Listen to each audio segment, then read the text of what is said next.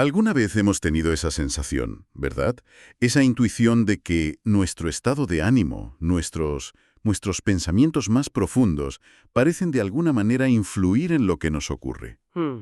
¿Es solo una coincidencia o hay algo más? Es una pregunta universal, yo creo. Pues hoy nos sumergimos en un texto que coge esa intuición y la convierte casi en un manual de instrucciones. La fuente es el capítulo 2 del libro El camino del alma cuántica de Ángel Mesía. Un texto muy interesante. Y nuestra misión hoy es meternos en la cocina del asunto para entender la mecánica que propone el autor para eso que llama él el salto cuántico interior. No se trata de debatir si es posible o no, sino de desgranar la receta que él nos da. Exacto. Y es una receta muy particular, porque lo que hace este capítulo es mezclar ingredientes de mundos, de mundos muy distintos. ¿A qué te refieres? Por un lado, coge conceptos de la sabiduría hermética, de un texto antiguo llamado el Kybalión. Y por otro, los une con metáforas y analogías sacadas de la neurociencia y de la física cuántica. Vaya mezcla. El resultado es un modelo muy estructurado que intenta explicar cómo se conectan nuestra realidad interior y la que experimentamos fuera. Para un momento. Antes de seguir, para quien no lo conozca, ¿podrías darnos en 30 segundos qué es eso del Kybalión y el hermetismo? Claro. Porque si es la base de todo, entender la fuente nos ayudará a entender la idea. Por supuesto. De forma muy resumida, el hermetismo es una tradición filosófica y espiritual que se remonta al antiguo Egipto y Grecia. El Kybalión es un libro de principios del siglo XX que resume 7 de sus principios o leyes universales. Este capítulo se apoya fundamentalmente en 2 de ellos para construir todo su argumento. Es, por así decirlo, el andamio filosófico sobre el que el autor monta las ideas más modernas. Perfecto. Andamio filosófico. Me gusta. Vale, pues vamos a desgranar esto. Vamos allá. El capítulo arranca con el primer principio, que es una afirmación potentísima. El todo es mente. El universo es mental. Esto suena muy abstracto. ¿Quiere decir que todo es una ilusión? ¿Que la silla en la que estoy sentado no es real? Según la interpretación del libro, no es que la silla no sea real, sino que su realidad fundamental no es la materia, sino la conciencia. Vale. Propone que la conciencia es como el lienzo y la materia es la pintura que aparece sobre él. Para hacerlo más comprensible, el autor traza un paralelismo con una idea de la física cuántica. A ver. Describe la realidad como un campo de infinitas posibilidades, una especie de sopa de potenciales, que aún no se han concretado. A esto lo llama la onda de potencial. Y es aquí donde entramos nosotros en la ecuación, ¿no? Justo. El texto dice que es la conciencia del observador la que actúa sobre esa sopa y hace que una de esas infinitas posibilidades se manifieste como algo concreto y tangible. Un momento, una silla, una conversación. Espera, seamos claros aquí.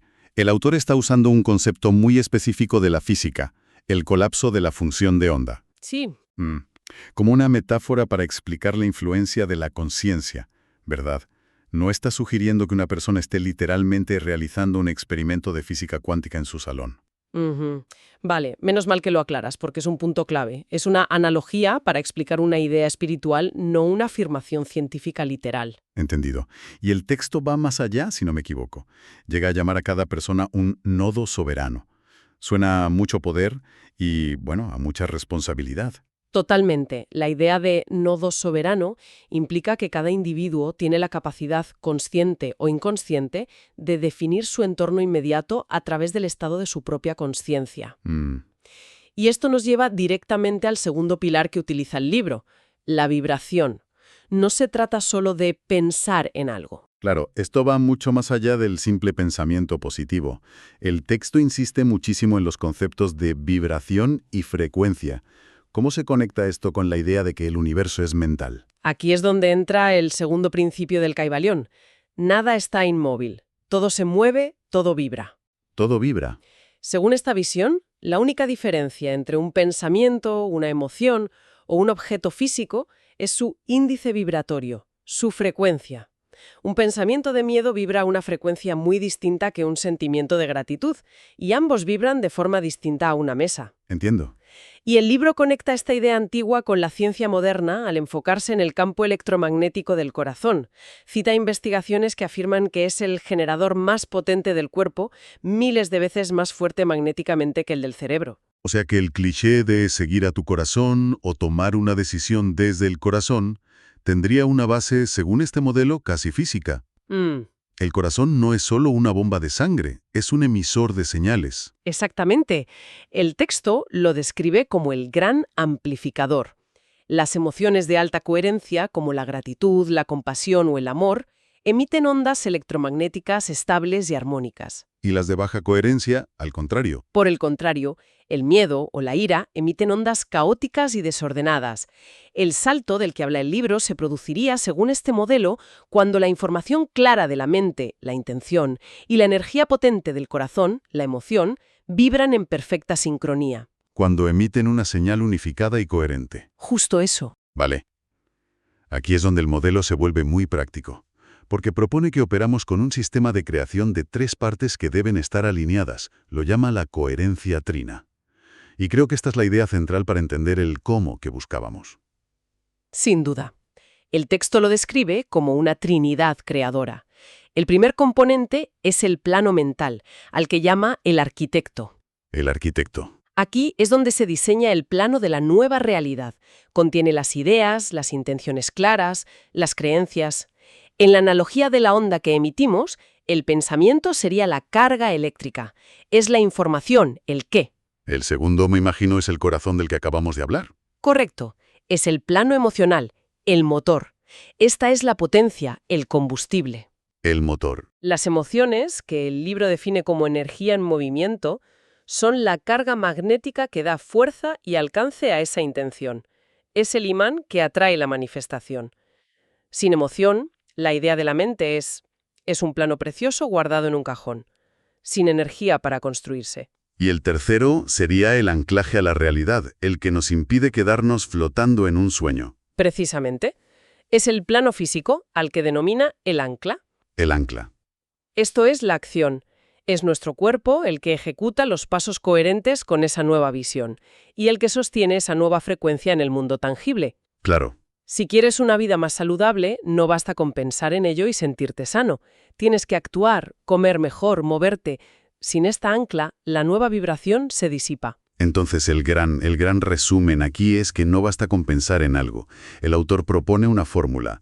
Idea más emoción más acción es igual a realidad. Eso es. Si falta uno de esos 3 ingredientes, la receta no funciona. Es un sistema, no un simple deseo. Y si no están alineados, se anulan entre sí. Se anulan. Es el clásico propósito de Año Nuevo, ¿no? Mentalmente quieres ir al gimnasio, pero emocionalmente sientes pereza y físicamente te quedas en el sofá. El sofá siempre gana. Siempre. Es un ejemplo perfecto de esa incoherencia. Es un ejemplo perfecto. El texto lo llama incoherencia. En tu ejemplo, la potente señal magnética de la pereza, generada emocionalmente, cancela por completo la débil intención eléctrica de la mente. El objetivo es unificar pensamiento, emoción y acción en una única vibración, potente y sostenida. Entiendo la jerarquía. Mente, emoción, cuerpo.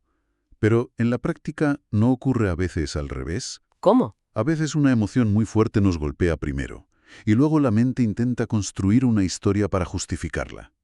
¿Aborda el libro esa dinámica? Es una gran pregunta. El libro no lo aborda explícitamente en este capítulo, pero el modelo lo permite.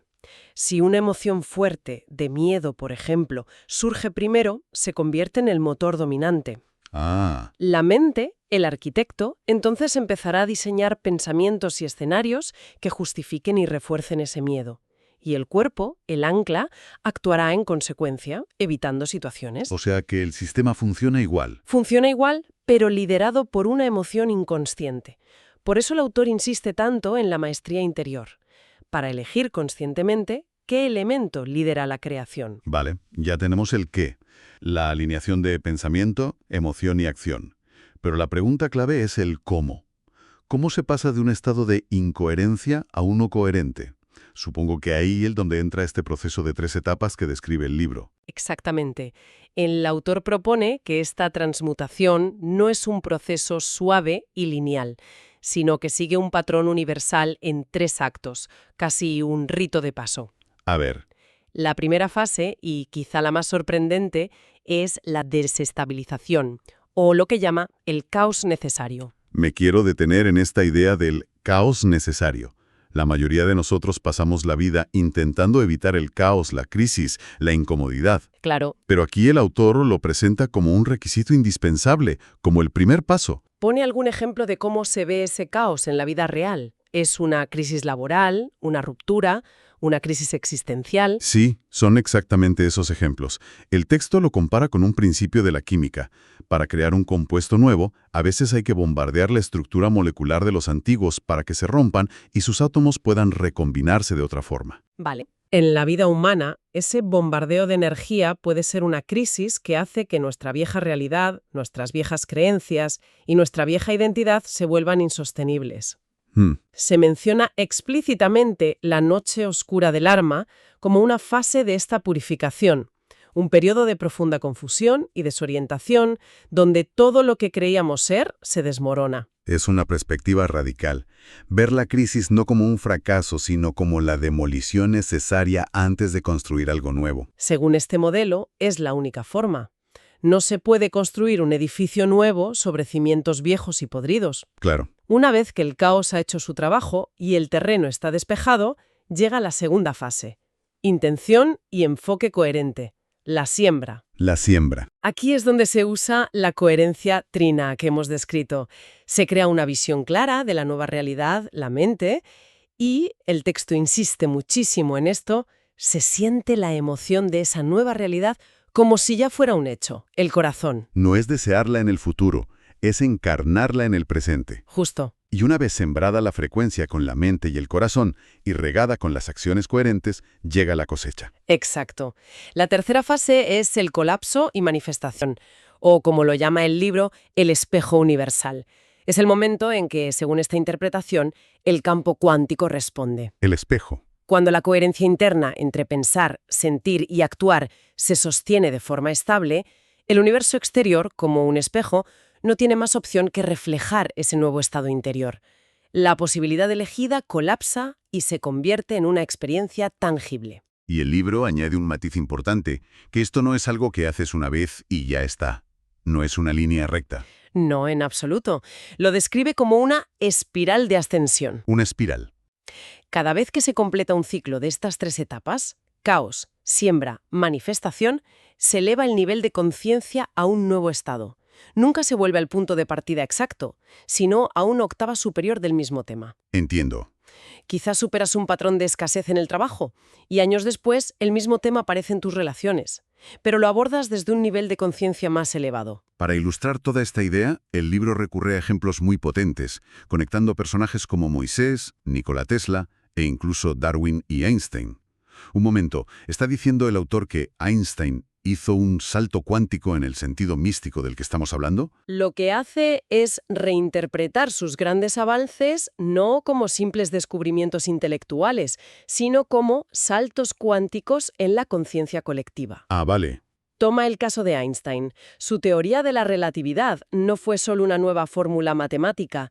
Según el autor, transmutó la percepción colectiva de la realidad. ¿Cómo? Pasamos de una realidad que se percibía como fija, mecánica y absoluta, la de Newton, a una realidad flexible, interconectada y donde el observador juega un papel fundamental. Cambió las reglas del juego de cómo entendíamos el universo. Cambió la percepción fundamental de cómo funciona todo. Es un cambio de conciencia a escala global. Exactamente. Y el libro usa la famosa ecuación E igual a mc² como el reflejo perfecto de la idea hermética. Claro. Demuestra que la materia, la forma, la masa, no es más que una forma condensada de energía. La frecuencia, la vibración. Esto apoya directamente la tesis central del texto, que la frecuencia es más fundamental que la forma. Si puedes cambiar la frecuencia, La forma inevitablemente la seguirá. La conclusión a la que llega el autor, basándose en estos y otros ejemplos, es un principio universal. Todo es transmutable. vale, el modelo es claro, Pero me pregunto si no simplifica demasiado las cosas. La vida real es caótica. ¿Es realmente posible mantener esa vibración coherente y sostenida cuando tienes que pagar facturas, lidiar con el tráfico y los problemas del día a día? Es la objeción más lógica. Y el libro la aborda no tanto como una técnica para momentos de estrés, sino como el objetivo de una práctica continua. No se trata de estar en un estado de coherencia perfecta 24/7, sino de aprender a volver a ese estado cada vez más rápido. Como un entrenamiento. Es como aprender a tocar un instrumento. Al principio desafinas constantemente, pero con la práctica encuentras la nota correcta con más facilidad y la sostienes por más tiempo. Se presenta como una maestría a desarrollar, no como un interruptor de encendido y apagado. Entendido. Entonces, si tuviéramos que resumir el mecanismo central que describe este capítulo en un par de frases. El mecanismo sería: el universo es un campo de potencialidades que responde a la frecuencia vibratoria. Nosotros, como individuos, generamos una frecuencia específica con la coherencia entre tres sistemas. Mente, corazón y cuerpo. La mente, que diseña la intención, el qué; el corazón, que le da potencia magnética con la emoción, el cómo; y el cuerpo, que la ancla en el mundo con la acción, el dónde. Y todo a través de ese proceso de 3 actos. Y este cambio de frecuencia no ocurre de forma gradual, sino a través de un proceso de 3 actos. Un caos que rompe lo viejo, una intención coherente que siembra lo nuevo y una manifestación que refleja ese nuevo estado interior sostenido. Lo que me parece increíble de esta idea es la responsabilidad que pone sobre el individuo. Si somos nodos soberanos, ¿significa eso que, según el autor, no existen las víctimas, solo creadores inconscientes de su propia realidad? Es una idea muy potente, y para algunos puede que hasta controvertida. El capítulo no usa la palabra víctima, pero la implicación es esa. Se enfoca en el poder creador del individuo. Desde esta perspectiva, una persona que se siente víctima está de hecho en un estado de coherencia muy potente. ¿Cómo? Su mente piensa en la injusticia, su corazón siente el dolor de la injusticia y su cuerpo actúa de forma pasiva o reactiva. Es una coherencia trina que crea y sostiene la experiencia de ser una víctima. ¿Visto así? El libro lo presenta no como una culpa, sino como una ley impersonal. El objetivo es tomar conciencia de este mecanismo para usarlo deliberadamente. Por eso lo llama una alquimia interior. Una alquimia interior. Me gusta esa expresión. Sí, y utiliza una cita que lo resume muy bien. Se trata de transmutar el plomo de la vieja percepción en el oro de la conciencia iluminada. No es cambiar el mundo. Es cambiar la conciencia desde la cual se percibe el mundo. De hecho, el capítulo recuerda la famosa inscripción del templo de Delfos: «Conócete a ti mismo y conocerás el universo y a los dioses», sugiriendo que todo el mecanismo para el cambio reside en última instancia en el autoconocimiento y la maestría interior. El capítulo se cierra con un lema alquímico que después de esta conversación cobra mucho más sentido. Solve y coagura. Disuelve y vuelve a unir. Exacto. Esto plantea que para construir esa nueva realidad, primero hay que estar dispuesto a que la antigua se disuelva por completo, a menudo de forma caótica, como hemos visto. Y eso me deja con una pregunta para la reflexión. ¿Qué estructura, qué creencia o qué parte de nuestra identidad personal tendría que disolverse primero para que un verdadero salto pudiera siquiera empezar?